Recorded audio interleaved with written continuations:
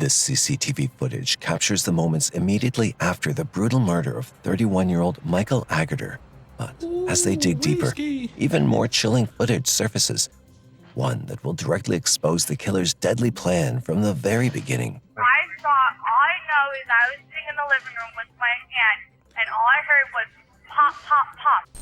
On December 16, 2016, at 2:28 p.m., the Maricopa Police Dispatch in Arizona receives an unsettling 911 call, one that'll immediately set off alarms. Dang. City Maricopa Police Department?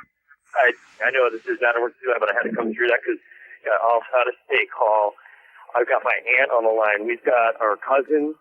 My aunt was on the phone with him, and then there was 3 loud booms.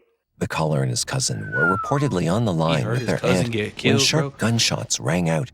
So, fearing their safety, they urgently dialed 911.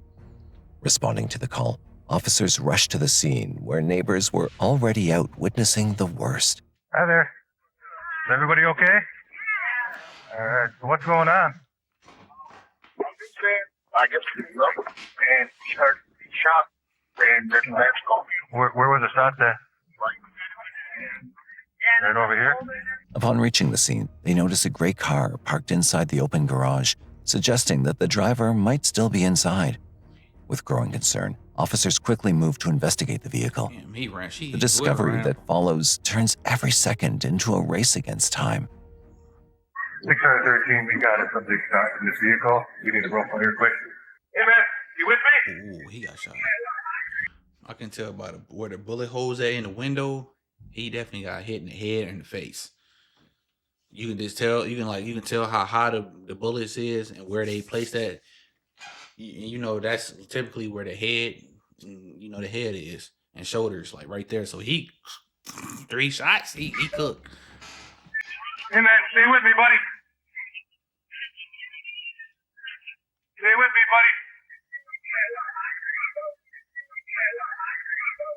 buddy. Inside the car, the scene is horrifying. The man slumped over, phone clutched in his hand, and severely wounded with multiple gunshot injuries. One of the gunshots pierced right at the center of his skull, while the other 2 struck in his upper back, indicating that the man was no professional shooter, but a clumsy, inexperienced assailant.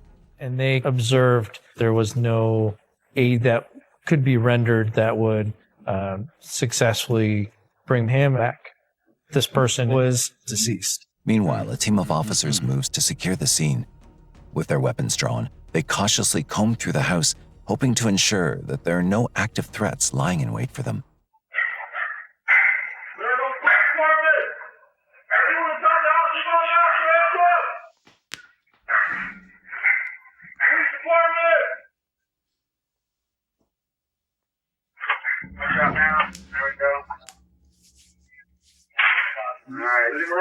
Yep. I got the back door. What we don't know is anyone else injured in the house? Is there a suspect in the house that is armed, could come out at any moment? Clear. Good. I'm a pop the door ready up. Who's forming? No, I'm behind you. You see that one? Stand behind the push. Clear. Roll.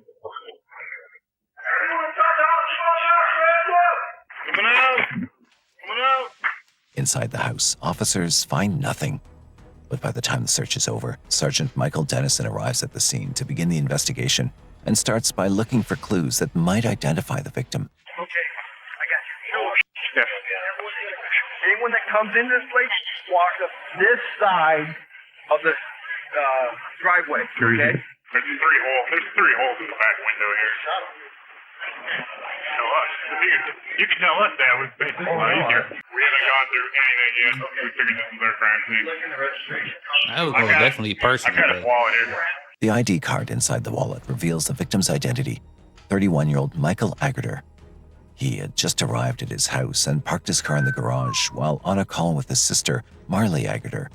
I mean, whoever did that was sitting, waiting on him to arrive back at the crib. Because if I understand if he was just sitting in the garage on the phone, getting ready to leave, but the fact that he was pulling it into the garage, that means that the shooter was waiting on them to get back to the house. and they seen him pull up, and that's when they took their plan. That's when that's when the plan took off. When tragedy struck, this tells the officers that the violent execution took place just seconds before Michael could detect any threat. Upon further investigation, they find 3 bullet holes in the rear windshield, suggesting the killer had crept up behind Michael's car and opened fire. Officers also recover 3 shell casings and find a muddy footprint just outside the house. After gathering all the evidence, they canvass the neighborhood to see if anyone in the area might have heard or seen the horrors unfolding. But getting a clear account from the witnesses is going to be easier said than done. Was anybody out? Who was out here? I was out here. He was out here. Okay. He came out. Did you see anybody in it? Male, female? Wearing all black clothes. I barely caught Did you tell it was a male? Yeah, it was a male. A male wearing all black clothes? Did you see like Hispanic, white? Those are kind of mixed, like Hispanic, white. Like female. Yeah. Did you see like age range at all? Can you tell? For several minutes, the neighbors keep providing vague descriptions of the suspect, some saying it was a female and others affirming it was a white 6-foot-tall male. But none of them can agree on who they had actually seen until a woman turns up with a lead that could prove to be a game changer for the case. All right. What did you see happen? All I know is I was sitting in the living room with my aunt, and all I heard was pop, pop, pop, like 3 times. I came out, and not after I came out, I looked over because I thought it was our neighbor. They pounded on a neighbor's thing. And then the next thing you know, it was a newer model white van. I didn't catch a license plate. I wish I did. But Did you see any letters, any numbers? I didn't see any numbers, but all I saw was this thing door wide open. The slider door was open. He walked and he went that way. And that's the last time I saw the van. With the neighbor's confession, a crucial clue emerges. A white van bolting away just seconds after 3 sharp cracks of gunshots. This information sets the investigation in motion as officers head straight to Michael's house to look for any CCTV evidence. They are just a step away from finding out who the killer is. I got a camera on the house, so we're going to try to see if there's anything on the camera. They did that as the school bus was going by too. We'll see. Soon they discover a camera facing west of the driveway and the main street of the house. In no time, the officers collect the footage to review it. What they find will stop them cold. We see an individual run towards Michael's front of his home, Right. his garage, step into really a mud puddle in between the 2 homes. Leave frame, which was right in front of the garage. It was no more than I ain't gonna lie, that look like a woman. I could just tell like how the person is running. Cause if it was a 6-foot tall male, he would have kind of like cleared that. Don't get me wrong, it's a little muddy area right there. But a 6-foot tall male would have just ran up there like pretty much easier. She did that little tiptoe like, oh my, and she was running. That person was running like a woman. That looked like a woman did that. I might be wrong, but I could just, men and women run differently. And I can tell that wasn't a 6-foot tall male. I might be wrong though, but that looked like a woman was running to me. a few seconds, and that person was running back towards the white minivan. It could be a kid. Step back into the puddle, runs to the white minivan, and gets in the car and then drives eastbound out of the subdivision. Instantly, officers know what to look for next. The message is circulated around the city to tighten security at every traffic signal. No white van can now pass without a thorough security check. Right. Just then, in an area close to the crime scene, Patrol Officer Daniel Roach notices a white van speeding past his vehicle. Believing it to be the fleeing suspect, he immediately pursues and pulls it over. What a doofus. How you guys doing? Good. Do you have your license on you? Yeah. Where you guys coming from? My radiation appointment. Okay. Where's that at? If you don't mind me asking. Okay. The reason I'm stopping you guys didn't do anything wrong, okay? We just had a call, some shots fired, and a Dodge Caravan leaving the area down by the entrance of the city, so. D2 X-ray, I believe I'm code 4. Occupied times 2 101s, but doesn't fit the description given. It turns out that the women were just on their way home and had absolutely no connection to Michael's murder. Ultimately, the officer lets them go. Officers realize that identifying the killer isn't as easy as it seems. The figure was clad in black, making it nearly impossible even to tell whether they're chasing a male or a female. That look like a woman. With little to go bro. on, they decide to turn back to CCTV once again, looking for the smallest clue that might hint at the identity of the suspect. In the process, one thing that stands out is the white van at the scene. Right. Officers recover the vehicle's number plate, a lead that could tear the case wide open. Tracing it leads investigators to its registered owner, a woman named Michelle. With a new name now tied to the case, police reach out to her over the phone, but her answers only raise more questions. We did license plate reader checks, got a hit on your van. How come your van was seen in Maricopa? I don't go to Maricopa. I have no reason to go to Maricopa. Hate to say, but you don't accidentally end up in Maricopa by going to Tucson. When Michelle denies that her van was in Maricopa, the cops show her the CCTV footage. Seeing her van 91 miles from her city, she's stunned. Damn, Trying to make sense of it, miles? she mentions someone linked to that place, Catherine Sinkovich, her co-worker, whom she also identifies as Michael's ex-girlfriend. The moment police hear the name, they press Michelle for more details, and what she reveals. Is a crazy ex-girlfriend. Trying to tell you, I can tell as a woman though, just by how the woman was running. Cause like I said, you can tell a man, like how a man run. Women and men got totally two different types of runs, and she was running like a woman. Like I said, if a 6-foot male would have went across that, was running to cross that street and go do a hit, you can tell the difference. That looked like a woman. It didn't look like no 6 foot tall man. Reveals next twists the investigation in an unexpected direction. I totally thought she took my van down there. Was it common for Catherine to borrow your vehicle without your permission? No. Okay. On the day of the incident, did you drive her to work? Did you guys carpool? No. Okay. But how about on the day of the 16th, that Friday? Because you went and got lunch. Yeah, I went and got lunch myself, and I asked her if she wanted to come. She said she wasn't up to it. She had brought her lunch. So I just went by myself. Can you think of anything that you think we should know that I haven't asked you? No, everything I know you guys told me. To know more about Michael and Catherine's connection, they track down Michael's former roommate, Chris, whose account shapes the case in a way no one saw coming. We lived in Tempe together. Catherine was not truly a roommate, but she was going out with him all the time, and she basically lived with us. And so they were just humping on each other. She was just to move in when we had a big fight. She physically beat the hell out of him, and that was the end of it. Then, of course, the kid is she's pregnant, so she was going to be giving birth to this child, which she just did about a month ago. She says, no, it's not his, but of course he's like, well, you're not going to come to me whenever down the road and say it's mine. Then I got to pay for it, so let's find out for sure. So we had a lawyer, and the lawyer got a paternity suit. They just did that on last week. She needs to no offense cry. I hope we have a death penalty here. I've never said that before, but I hope she tries. This guy was a great goddamn guy. As Chris speaks, the police sense the red flags rising. Chris reveals several reasons that point to Catherine as a suspect. Not only was her relationship with Michael toxic, but she had also allegedly tried to harm him numerous times before his death, once directly hinting at her narcissistic behavior. Right. She'd hit him on multiple occasions, stolen their dog after the breakup, and he'd even had a protection order filed against her. To make matters worse for Michael, she turns out to be pregnant with his child. Woo! Then, not long after, Michael's garage mysteriously went up in flames. A grim Oh, yeah, she's crazy, bro. Hey, man, I know it's usually women that be having this issue, but man, hey, man, y'all gotta learn not to stick it in the wrong woman. You feel me? You can't be doing that to every woman, bro. You can't be going that deep, because you create a monster, bro. And she probably was already crazy from the beginning, but she's crazy, bro. And she beat him up.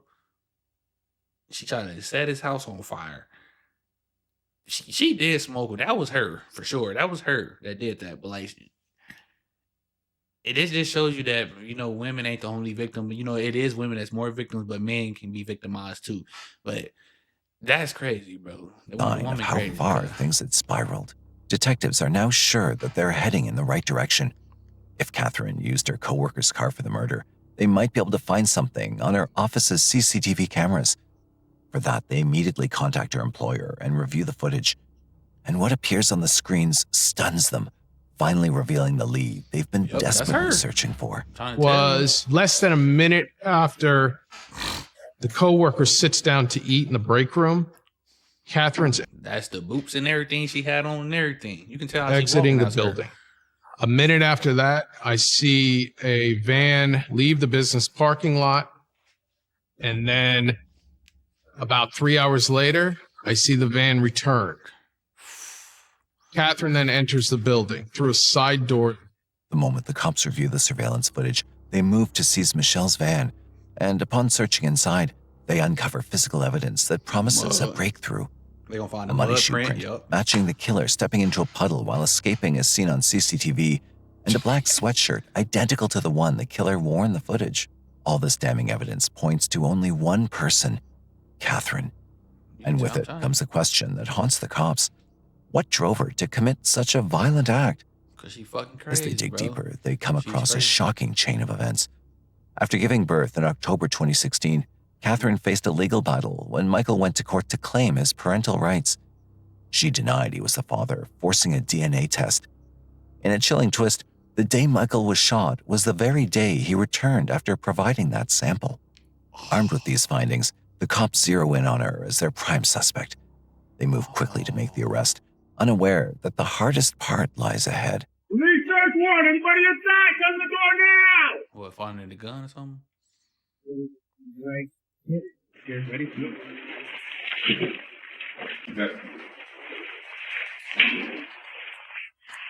Okay. Ready? That's how it's okay.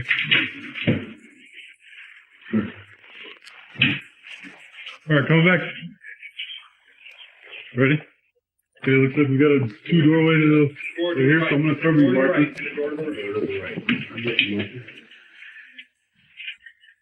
Small room. Ready to get this? It seems Catherine is one step ahead. She's already gone. But in her haste, she leaves behind the packaging of a new phone, a clear sign that she's now on the run with a new means of communication. With this clue in hand, the police trace the packaging and identify that Catherine's new number is registered under her sister's name. She didn't even Suspecting throw it away. she might be hiding there, they rush to her sister's house. But what awaits will leave them even more puzzled. Police department. Hi, how are you? We talked on the phone a minute ago. So, obviously, I shared with you the seriousness of what we're looking into, so that's why we're out here. We're trying to check off and make sure that she's not here. Or... How you doing, sir? Great. Money is looking around me. Walk out. Okay. Anyone else now besides you two? Nope. I mean, my daughter and dog. Come on, go. I gotta work tomorrow. Nothing to do with this. Stop. I have nothing to do with this. Come on in. Come around. Well, we're not gonna do no dirt. He said we can walk to the house. He said I ain't got nothing to do with Catherine's it. sister lets the police search the entire house, but there's no sign of her. With every lead hitting a dead end, the investigators turn to Catherine's current boyfriend, hoping he might hold a clue, either to her whereabouts or to the case itself. But his answer opens the door to something much darker. I think it was back in October, November. Okay. Met on a dating site. Went on a few dates. In October, it wasn't too long that, well, basically, was she still pregnant? No, I think she already had the child. I think he was a few months old. I knew she had a child when we first started talking, but it surprised me that it was that young. Mm-hmm. Did she talk to you about the relationship of the child's father or anything like that? I know there was they had kind of a bad ending from her point of view. Rocked. And then I think they were talking about custody. I'll tell you this, the one night I was at her house, I know that she gave up the files, and I think I handled it. Okay. And that's fine. That's actually, thank you. I don't recall the maker model. I know it was a cheaper brand of manufacturer. Catherine's boyfriend admits she owns a gun and had even shown it to him once. Yet, despite this revelation, the police are no closer to that finding ain't her. good. Just when the investigation seems to I go don't know. cold, a sudden call turns everything upside down. One of Catherine's friends contacts the authorities, saying she's on her way to his place. He decides to inform the police because she warned him not to look into Michael's death. A warning so odd, he felt he had no choice but to alert the authorities immediately. Because your ass gonna be next. Acting quickly, the cops rush to the location in the hopes of apprehending Catherine and ending the investigation once and for all. But she didn't show up. Where is Catherine? Where's Catherine? Hey, we are investigating a homicide that just happened, okay? So understand that. We're not going to take anything lightly right now. Okay. Okay. So we need... What? What did he say? Where is she? Is she going to run out the back?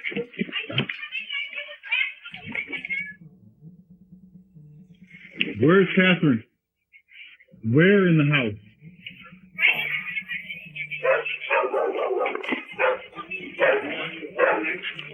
Johnny got one something to you.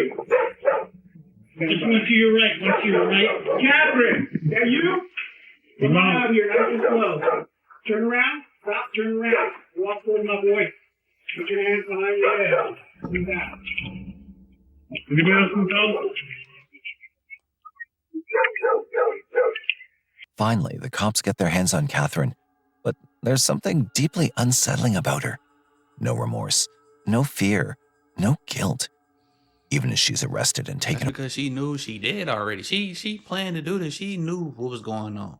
She did that. And you can, of course, she's not going to show any remorse or fear. She knew what she did, and she knew that's why she was running. That's why she got a new phone under a new name, under her sister name and everything. She knew what was going on. What's the point of, if you did something, what's the point of being fearful and showing no remorse, showing remorse?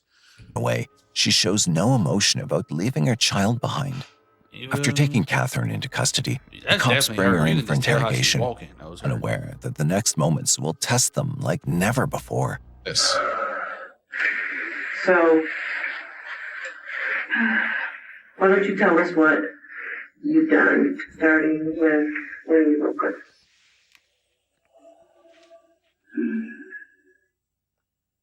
She ain't gonna say nothing.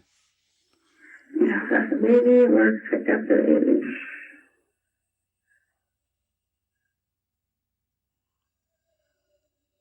You dropped off the baby? Mm-hmm. Where did you drop off the baby? What time did you get to work? 8 o'clock. What time did you get off work? 5. Okay. Did you have a lunch break? No. No lunch break? I work through my lunches almost every day. During interrogation, Catherine coldly insists she never left the building on the day of the murder and even claims she didn't have lunch, a lie the cops can disprove in an instant. She sits there, stone-faced and unnervingly calm, as if the gravity of the situation means nothing to her. Yet, despite her eerie composure, the cops push relentlessly, desperate to break through her wall of lies. Catherine, do you need something to wake up here? I need to go to bed at 9 o'clock. Okay, didn't answer the question. Do you need something to wake up? No. She's better off just sleep. Not saying nothing to get no Yeah, we all lawyer. would like to have some sleep, but unfortunately there was a homicide in our town. And unfortunately we have video, what appears to be you at the scene of that homicide. Alright, well then, I don't know what else to tell you. Nothing seems to work on Catherine. She appears so unbothered that the cops try to see if she feels even a shred of concern for the crime she's involved in. But her response chills them to the core, revealing just how detached she truly is. Do you even want to know who was killed today?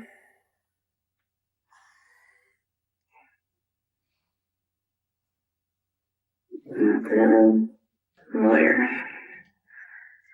She might as well. What does that mean? Being a lawyer. You feel me? give you a lawyer? Yeah, I don't want to speak to you guys anymore. You feel me? Wrap it up. Even though Catherine refuses to cooperate, the cops have enough evidence to build a strong case. On May 7th, 2019, the jury finds her guilty of first-degree murder, and she's sentenced to life in prison without the possibility of parole. Later, the court officially confirms that Michael was indeed the child's father, and following this, Michael's family is given custody of the child. The fact that he gotta grow up and not knowing what happened to his mama killed his daddy is crazy. But y'all like and comment on the video. Let me know y'all thoughts on the video, man. I just want to say shout out to all the subs, man. That sub to the channel, man. I'm officially over 500 subs, so man, get me to 1K subs, man. And I appreciate y'all. Like I said, catch y'all on the next one. We out.